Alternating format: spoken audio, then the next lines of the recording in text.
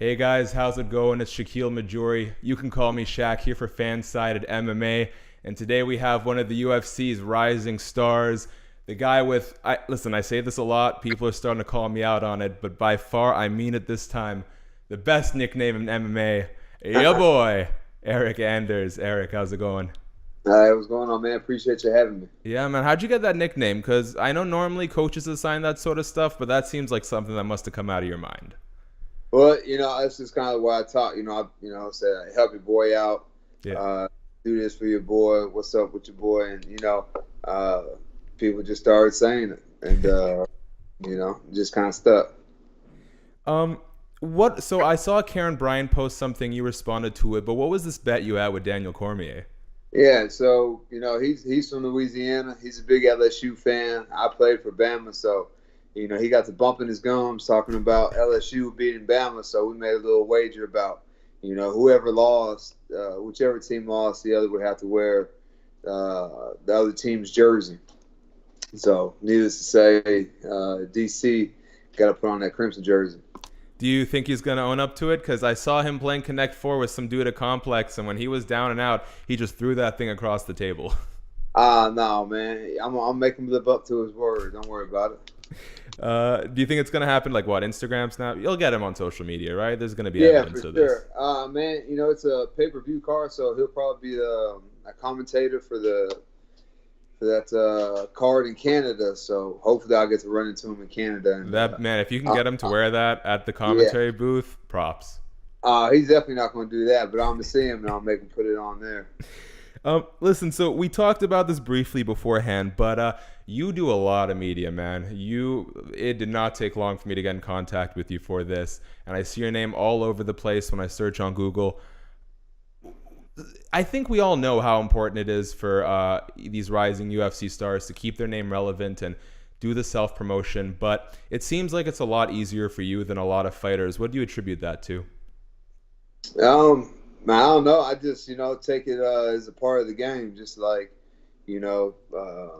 diet and train every day is part of the game, if you want to make it. So, people got to know who you are. So, I just try to be gracious with my time and, everybody trying to make it. You're trying to make it. I'm trying to make it. So, I help me, you help me. 100%, man. Thank you for that. Why did you call Elias out? Because so you and Elias are fighting at UFC 231 in Toronto, Ontario, and it seems like a little bit of destiny because you called him out. He had that fight with Antonio Carlos Jr. It fell through. Your name was brought up. They managed to reschedule that for UFC 231, and Shoeface bailed again. So here you are. It seems like this was meant to be, but why did you call him out?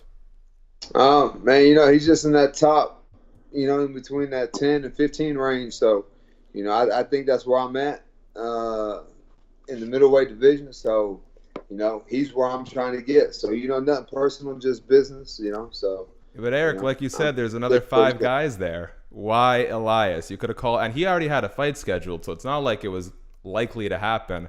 Is there a reason you picked Elias over anyone else in that top 15?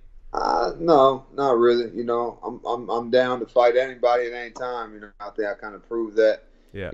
Fighting Thiago Santos on 6 days' notice. So, man, it really doesn't matter. The name, the person, or anything like that. As long as they're ranked above me, man, we can get it on.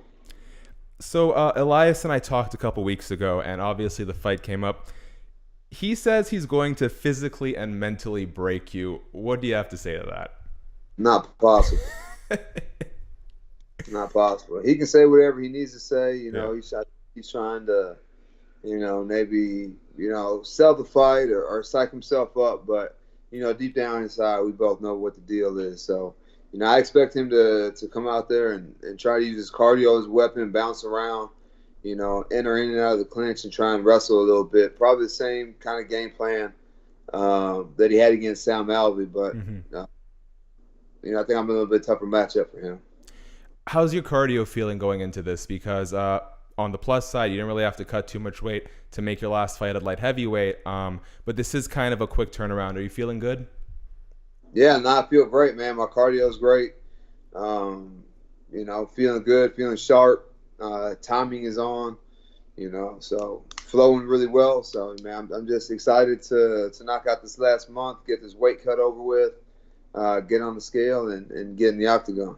Do you watch a lot of tape on your opponents? I do. I definitely it's good to study their tendencies.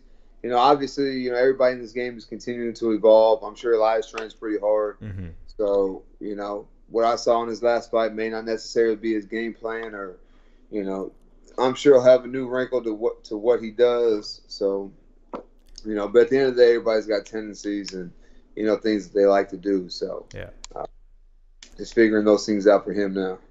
Did you see his fight with Thiago Santos? Have you watched that at all? Yeah. How do you compare your fight to Thiago versus his? Because what Elias had to say is that you made a lot of the same mistakes he did, but he made those 2 or 3 years ago. So he feels like you're a few years behind him right now. What is how would you analyze your performance against Thiago versus Elias's? He's definitely right about the mistakes, keeping, I think we both had our head low on some of those singles and doubles and ate some elbows. Yeah. The difference between him and I is I've had 6 days to game plan for him versus however long he had to game plan. Fair enough. So, I was out there shooting from the hip, while he had, I'm not sure if he had a full camp. I assume he had a full camp to game plan and do all that. It seemed like towards the end of the fight, he was just trying to survive the fight. Where I had my hooks in, I had the choke. I was trying to get him out of there. So there's a difference in our styles and mindset going into fights. It's interesting because that is exactly what he said in terms of the mistakes made. A lot of keeping your head low on those takedown attempts. What kind of music do you listen to? Just curious. I listen to a little bit of everything, man. Rap, hip hop, R&B, and pretty much anything but country. I even listen to house music, and, everything. So listen to a little bit of everything. Have you noticed especially in this sort of social media internet age, a lot of these genres are crossing over? Like you're seeing country stars link up with EDM DJs and stuff like that. Do you like it? Do you think are there even really genres anymore? I feel like there's a lot of blending going on.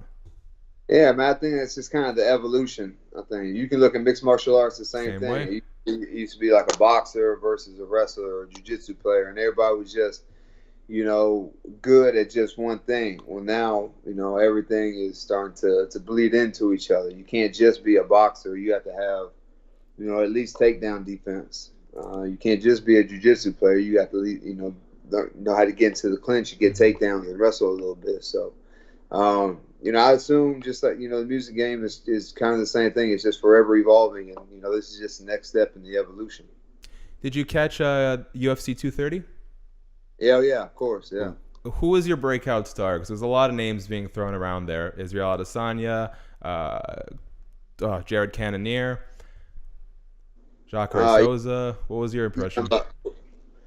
Man, to be honest with you, I think that, there wasn't any surprise of what Daniel Cormier did to Derek Lewis. No. Everybody knew that was going to happen. Derek Lewis had a fighter's chance, or a boxer's chance, a puncher's chance, excuse me. So, everybody kind of knew what DC was going to go out there and do. The person I was most impressed with, Jared Cannonier, I don't think David Branch is very tough. We've seen him tap the strikes, and, once you put him on his back and, you start to dominate him a little bit, he faces a little bit of adversity, he crumbles, So I think it's impressive that Jared Cannonier went in there and fought what is David Branch, number 7 in the division, I think, or 8 or something like that. I think it's 7, yeah. His first fight in the division, he went and knocked out a top 10 guy, that was awesome. But the person I'm most impressed with was Israel Adesanya. That dude had like almost a flawless victory against Brunson. Brunson looked kind of scared and tentative. Before, when they were doing the press conferences, Brunson was full of confidence. He was talking a lot and, talking a lot of trash. But I think once that cage door closed, Israel Adesanya just kind of asserted his dominance and imposed his will on Brunson and made him quit. Do you think that obviously Israel, and he's picking it up quickly, but he has a lot to learn in terms of the other aspects of mixed martial arts, the grappling, the submissions, the wrestling. But he looks so composed in there. I think people sometimes forget that this dude's been kickboxing for a long time. He's got a great pro record. How much does that professional experience from other sports help translate into MMA? Well, I think, kickboxing is a direct correlation and translation into MMA versus somebody like me, who I played football. That has nothing to do with mixed martial arts. That has nothing to do with wrestling. Physically, it's great. You train your whole body to be quick, fast, explosive, all that other good stuff. But, guys who came from wrestling or kickboxing, they've had years and years of reps. Even though it's in one particular thing, you get guys like Elias Theodorou who can pick up, the grappling. I don't know what else anybody needs to see. He's probably not going to be a submission guy. He's probably going to be a sprawl and brawl, get off his back kind of type thing. But, even against Brad Tavares, he had Brad Tavares' back. He had that Luminari roll there at the end of the first or second round. So I just don't think that there's anything that he can't do.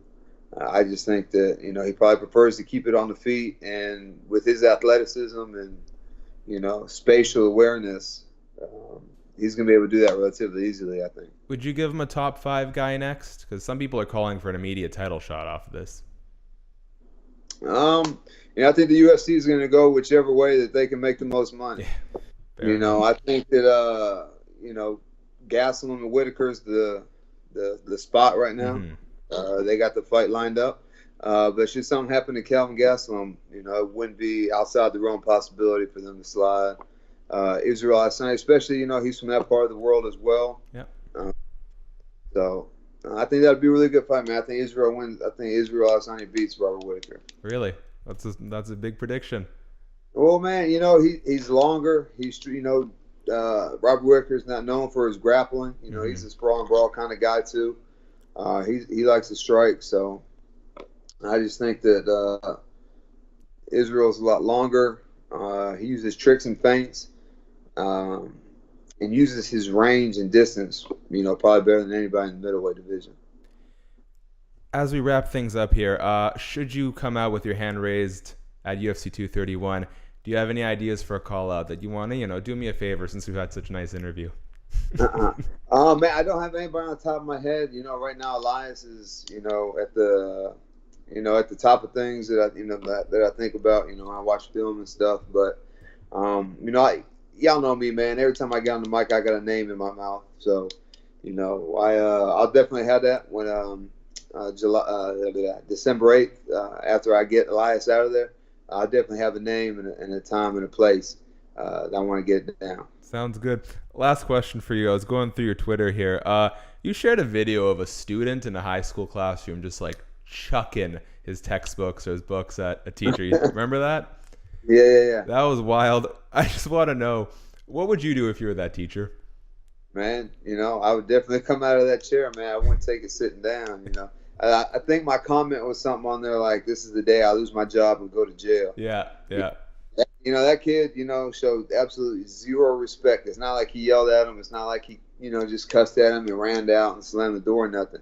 He threw a book at the teacher's face. I don't think I would let that fly. No.